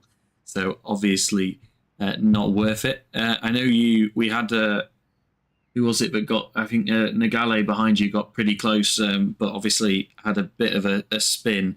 How hard was it to keep it on the road during the worst of the weather? I was being very reserved, if I'm being honest. I probably was keeping it maybe 90% because I didn't want to bin it or bin anyone else, or I just wanted to get through the worst part of it. And then I knew I was pretty strong in the drying conditions, so I knew then I could push and I'd be all right. I just needed to make sure that I was strong in the areas that I'd be potentially up for attack in, which is out of the hairpin before the long straight, pretty much, and that's kind of it. So as long as I focus on that exit, I was pretty confident I could keep him behind. Okay, well, congratulations on another win, and I assume we'll be seeing you next week. Yeah, it'll be great. For all your sim racing needs, go to fxsimulations.com. Have to sell a rig, unfortunately. That's part of the contract. Understandable. All right. Later. All right. No other drivers waiting for interview. Plenty of discussion going on in the driver chat.